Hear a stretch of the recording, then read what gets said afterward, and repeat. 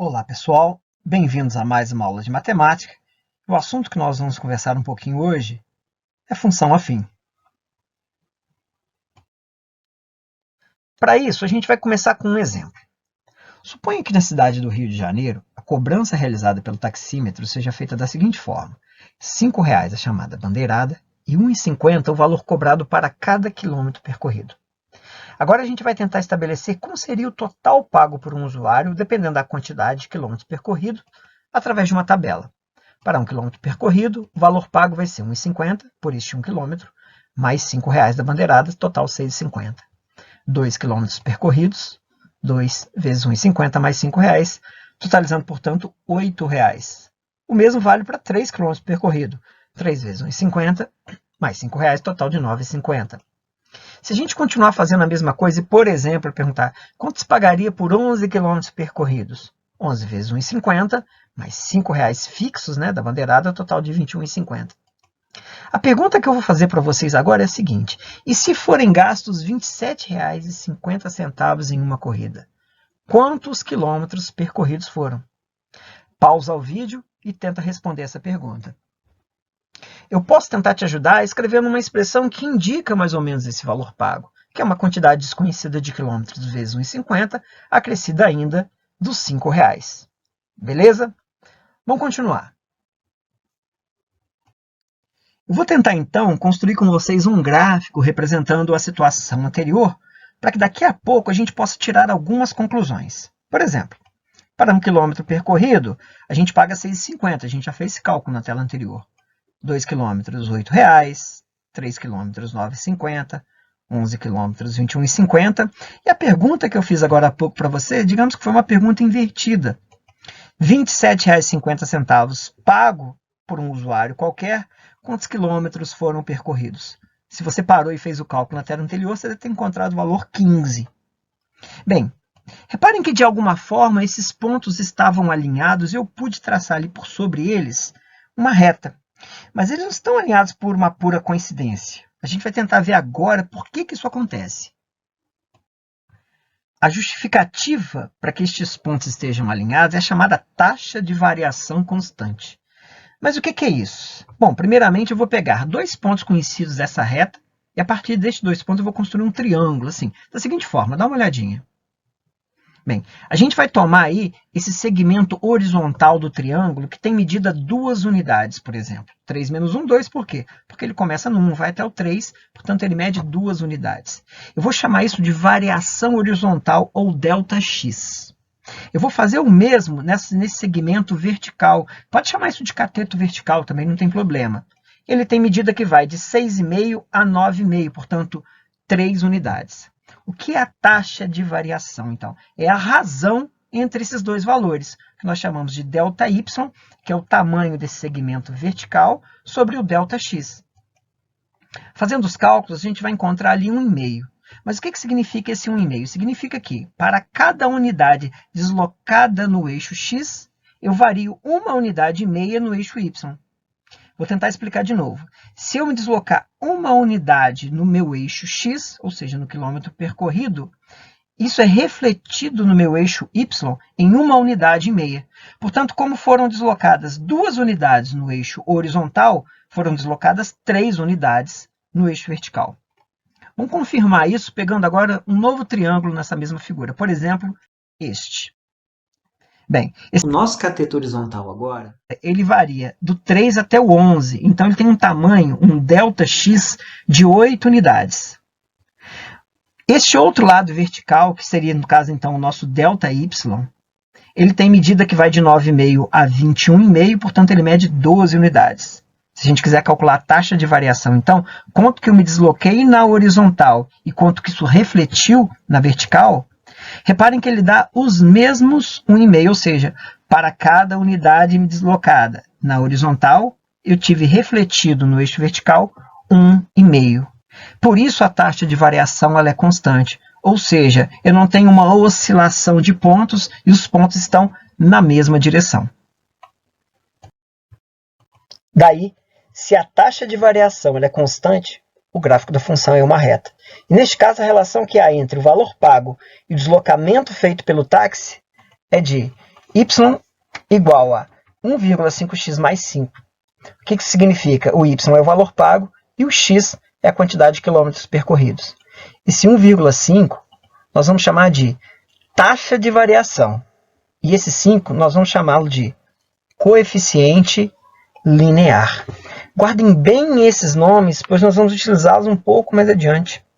Beleza? Por fim, toda função afim, por apresentarem as mesmas características, sempre nós podemos escrever que y é igual a ax mais b, onde o a faz o papel da taxa de variação e o b de coeficiente linear. A gente vai fazer agora 2 exercícios para praticar um pouquinho dessas coisas que nós acabamos de discutir. A Cerâmica Marajó concede uma gratificação mensal a seus funcionários em função da produtividade de cada um convertida em pontos. A relação entre a gratificação e o número de pontos está representada no gráfico a seguir.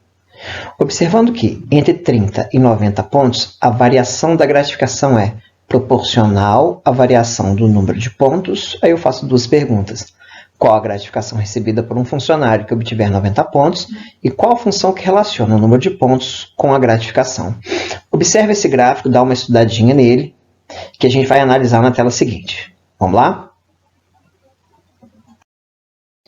Bem, repare que nesse gráfico há 2 pontos conhecidos. E a partir destes 2 pontos, a gente vai construir um triângulo da mesma forma que a gente fez aí nas telas anteriores, dessa forma.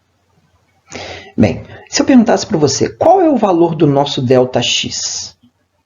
Bom, ele vale 20 pontos, porque houve uma variação dos 30 até os 50 de 20 pontos conquistados aí por esse indivíduo. Qual foi o reflexo disso no eixo vertical?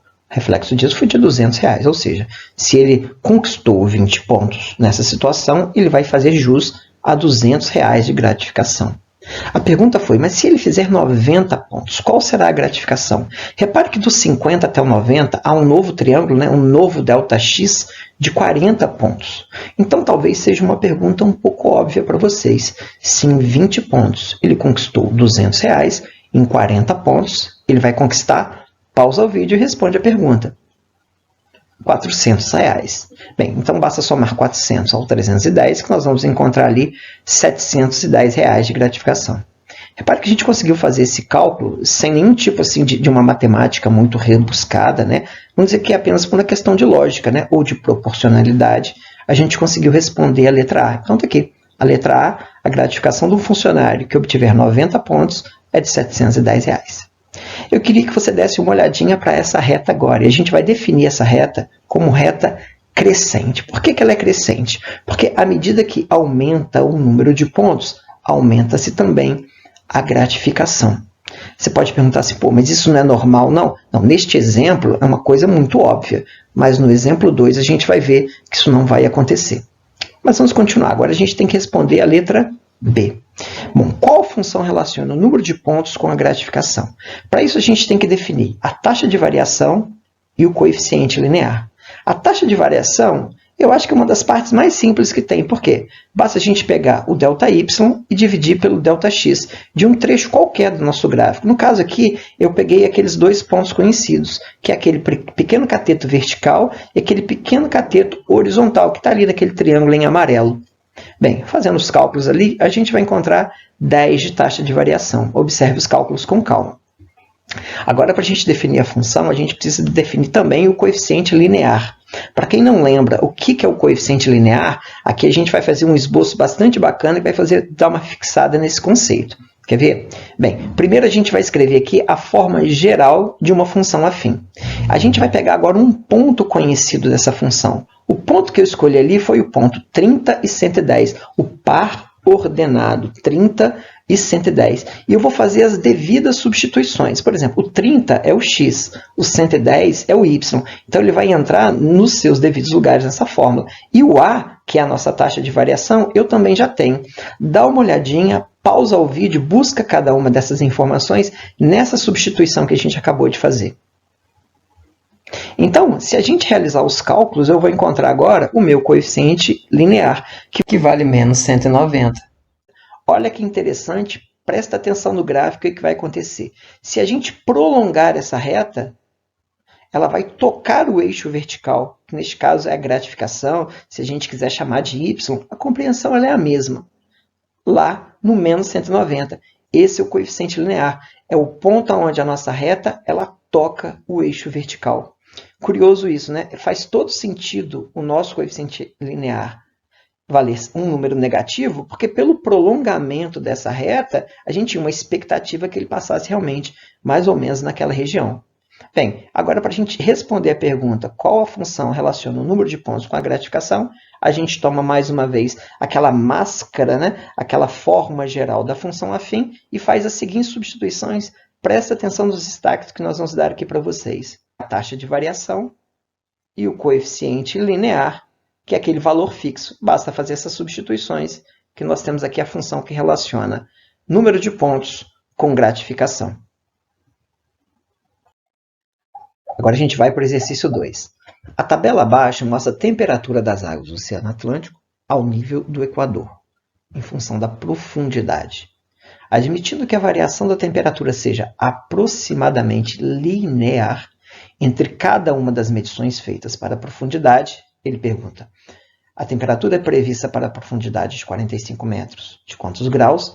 Qual função relaciona profundidade com temperatura? Então, dá uma olhadinha nessa tabela aí e eu vou fazer o seguinte. Eu vou construir um gráfico a título de reforçar as coisas que nós aprendemos para a gente poder fazer novas análises a respeito dessa situação. Não que o gráfico seja necessário, mas acho que ele vai te ajudar a enxergar melhor tudo o que está acontecendo. Vamos lá? Então a gente confecciona um aqui rapidinho.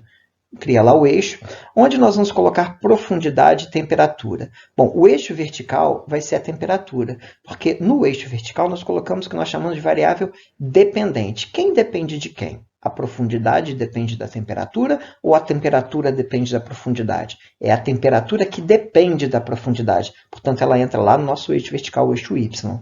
Bem, e a profundidade, obviamente, no eixo X. Então, a gente cria aqui uma relação bem rápida.